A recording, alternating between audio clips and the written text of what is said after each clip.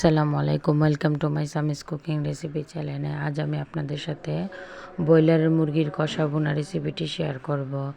ব্রয়লারের মুরগির কষা বোনা করার জন্য এখানে আমি একটা আস্ত ব্রয়লারের মুরগি নিয়ে নিয়েছি পুরোটাই। এখন এগুলো আমি রান্না করব, আপনারা দেখতে থাকুন। ব্রয়লার মুরগির কষা বোনা করার জন্য এখানে আমি আদা বাটা, পেঁয়াজ বাটা এবং রসুন বাটা, আর এদিক দিয়ে নিয়ে নিয়েছি এলাচ, দারচিনি এবং তেজপাতা। আমার টিপসটি ফলো করলে খুব সহজেই রান্না করে ফেলতে পারবেন। আর এদিক দিয়ে আমি নিয়ে নিয়েছি পেঁয়াজ কুচি। চলুন এখন রান্না করা শুরু করি। রান্না করার জন্য প্রথমে চুলায় একটি কড়াই বসিয়ে দিয়েছি। কড়াইটাকে ভালো করে গরম করে নেব। যে গরম হয়ে গেছে, এখন এর মধ্যে আমি দিয়ে দিব রান্নার সাদা তেল। তেলটাকে আমি ভালো করে গরম করে নেব।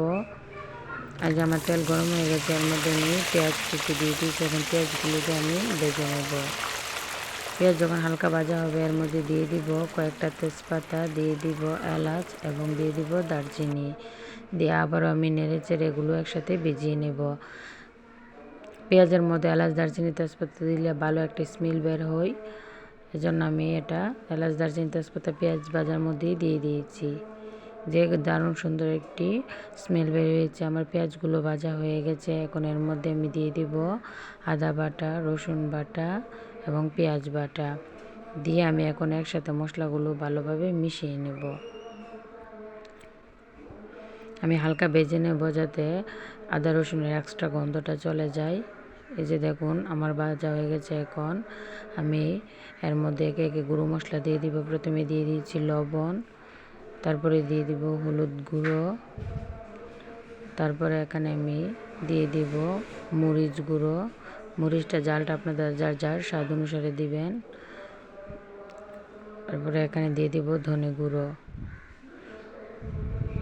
পরিশেষে দিয়ে দিব জিরা গুঁড়ো। দিয়ে আমি ভালোভাবে নেড়ে চেড়ে মশলাগুলোকে কষিয়ে নেব। মশলাগুলো কষানোর জন্য এখানে আমি সামান্য একটু পানি দিয়ে দিব। এখন আমি মশলাগুলো কষাতে থাকবো যতক্ষণ না পর্যন্ত মশলার উপর দিয়ে তেল বের হয়।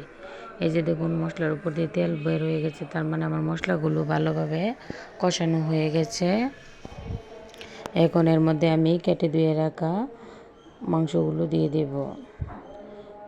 দিয়ে আমি হাই হিটে নেড়ে চেড়ে রান্না করে নিব।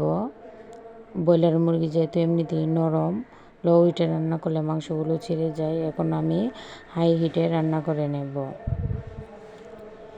যে রান্না করার কতক্ষণ রান্না করে এখন এর মধ্যে আমি একটু পানি দিয়ে আবারও আমি নেড়ে চেড়ে কিছুক্ষণ রান্না করে নেব। খুব সহজে আপনারা আমার টিপসটি ফলো করলে এভাবে কষা মাংস রান্না করে ফেলতে পারবেন।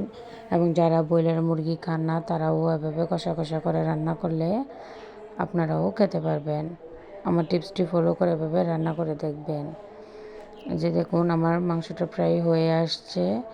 এখন আমি কিছুক্ষণ নেড়ে চেড়ে নামিয়ে আপনাদেরকে দেখাচ্ছি যে আমার তরকারিটা দেখতে কতটা সুন্দর হয়েছে এবং খুব সহজে ঝটপট রান্না হয়ে গেছে।